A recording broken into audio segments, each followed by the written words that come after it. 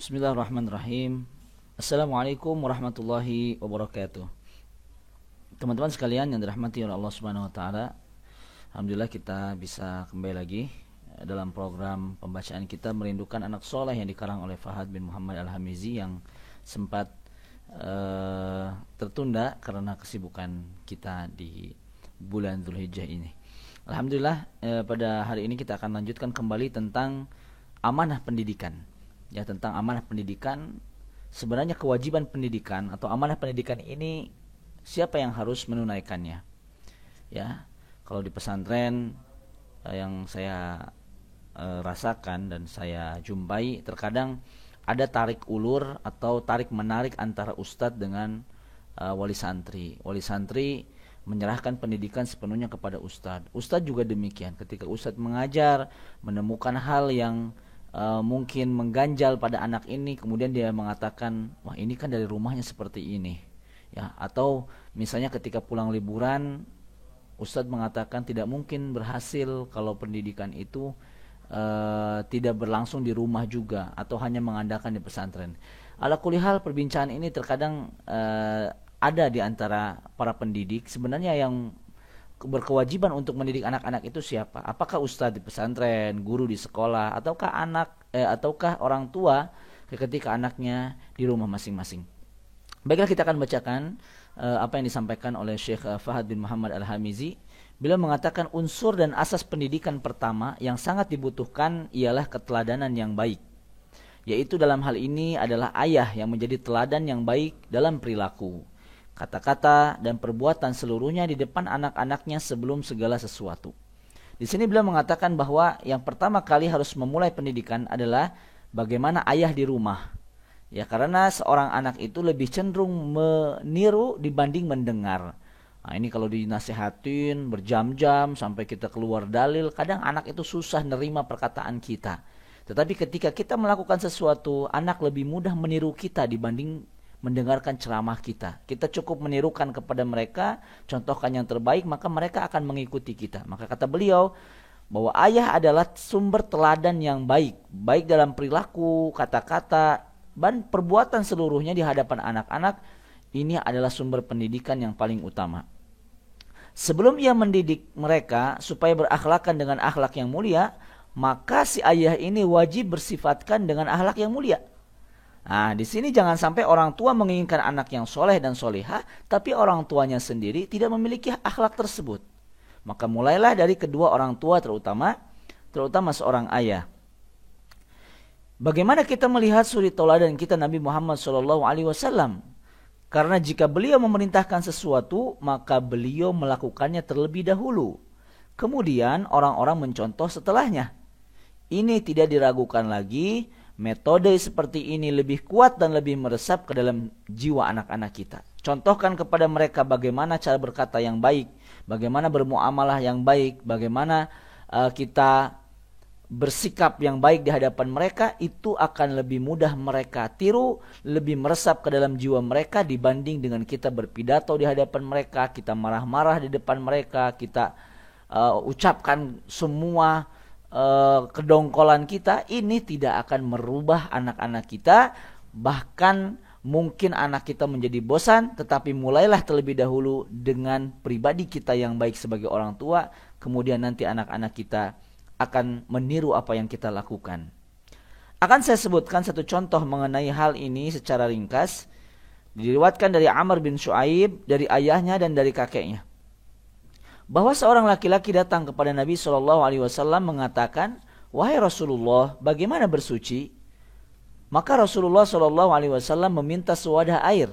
Lalu beliau mencuci kedua telapak tangannya 3 kali, kemudian membasuh mukanya 3 kali, kemudian membasuh kedua tangannya 3 kali, kemudian mengusap kepalanya, lalu memasukkan kedua jari telunjuknya di kedua telinganya dan mengusap dengan kedua ibu jarinya pada bagian luar daun telinganya.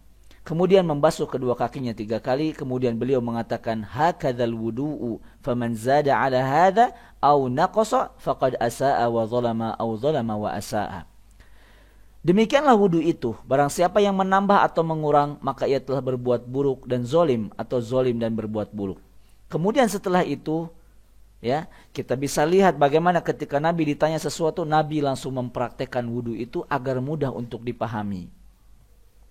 Maka bagi seorang ayah, cobalah memulai untuk mencontohkan yang baik agar menghasilkan anak yang kita inginkan, pribadi yang kita dambakan.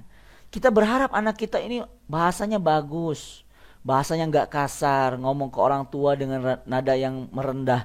Tetapi satu sisi ayah tersebut, ya ayahnya mencontohkan berbicara di hadapan orang tuanya, misalnya di hadapan neneknya, ya dengan perkataan yang mungkin tidak cocok, mengeraskan suaranya, maka si anak akan melihat bagaimana ayahnya memperlakukan ibunya sendiri, kemudian nanti anak ini memperlakukan dia seperti yang dilakukan ayahnya kepada ibunya.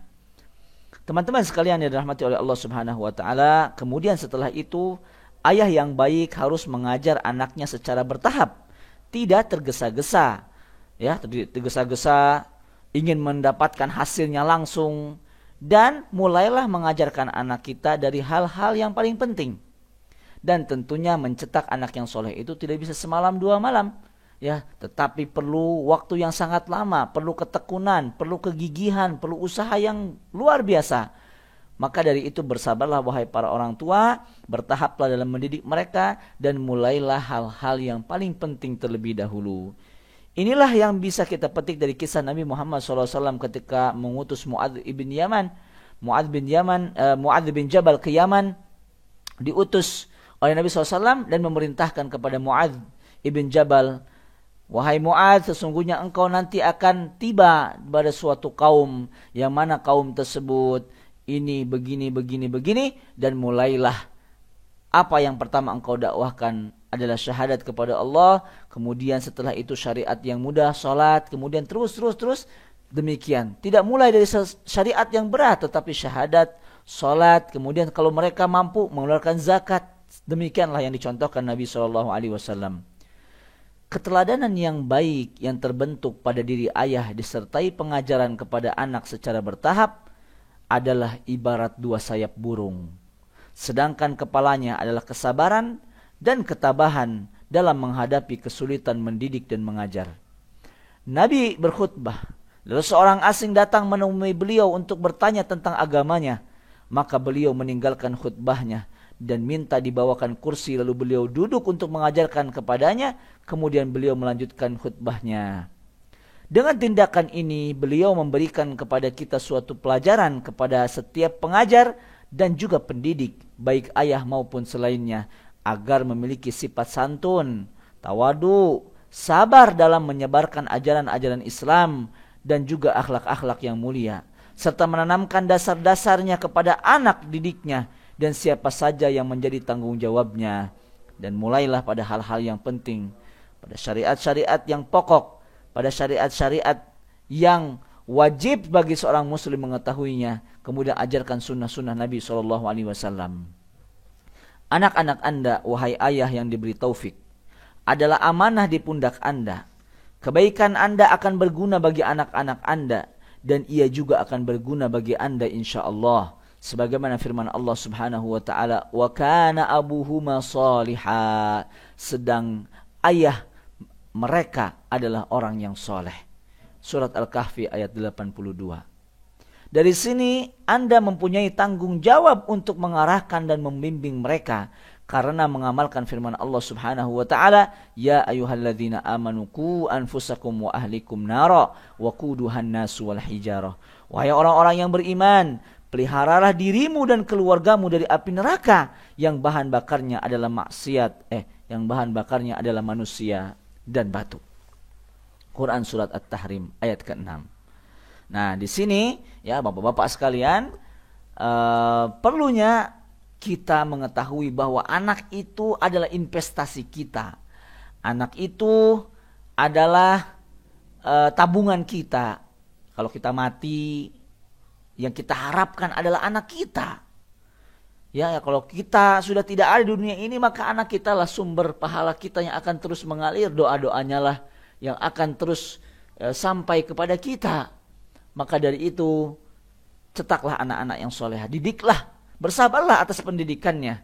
Rasulullah SAW bersabda, "Kullukum ra'in wa kullukum mas'ulun an ra'iyatih." wa kullukum mas'ulun an ra'iyatihi fal amirul ladzi 'alan nas ra'in wa huwa mas'ulun anhum war rajulu ra'in 'ala ahli baitihi wa huwa mas'ulun anhum wal mar'atu ra'iyatun 'ala baiti ba'liha wa waladiha wal mar'atu ra'iyatun 'ala baiti ba'liha wa waladihi wa hiya mas'ulatun anhum wal abdu ra'in 'ala mali sayyidihi wa huwa mas'ulun anhu ala fa kullukum ra'in wa kullukum mas'ulun an ra'iyatihi. Setiap kalian adalah pengembala dan setiap kalian akan diminta pertanggungjawaban tentang gembalanya. Pemimpin manusia adalah pengembala dan ia akan diminta pertanggungjawaban tentang mereka. Laki-laki adalah pengembala atas keluarganya dan ia akan diminta pertanggungjawaban tentang mereka. Wanita adalah penggembala atas rumah suaminya dan anaknya dan ia akan diminta pertanggungjawaban tentang mereka. Hamba sahaya adalah pengembala atas harta tuannya dan ia akan diminta pertanggungjawaban tentangnya. Ingatlah, setiap kalian adalah pengembala dan setiap kalian akan diminta pertanggungjawaban tentang gembalaannya. Jika ibu adalah sekolah madrasah sebagaimana yang sering kita dengar, maka demikian pula ayah adalah sekolah yang besar dalam mendidik anak-anak yang tidak kurang penting dibandingkan sekolah ibu. Sebab ayah adalah sekolah untuk mendidik siapa yang menjadi tanggung jawabnya pada akhlak yang baik, dan sekolah bagi anak-anaknya tentang usaha yang halal, sekolah bagi anak-anaknya mengenai kalimat thayyibah, akidah yang benar dan seterusnya. Oleh karena itu, ayah harus menyadari pentingnya pendidikan yang disandarkan padanya adalah merupakan tindakan buruk terhadap anak dan mengkhianati amanat yang telah dititipkan oleh Allah Azza wa Jalla padanya bila ia menelantarkan tanpa mendidik dan membimbingnya. Ibnu Qayyim al-Jauziyah rahimahullah mengatakan wasiat Allah kepada ayah didahulukan daripada wasiat kepada anak terhadap ayah mereka. Allah Subhanahu wa taala berfirman, "Wala taqtulu auladakum khasyata imlaq." Dan janganlah kamu membunuh anak-anakmu karena takut kemiskinan. Barang siapa yang mengabaikan pendidikan anaknya kepada suatu yang bermanfaat baginya dan membiarkannya sia-sia, maka sesungguhnya ia berlaku sangat buruk terhadapnya.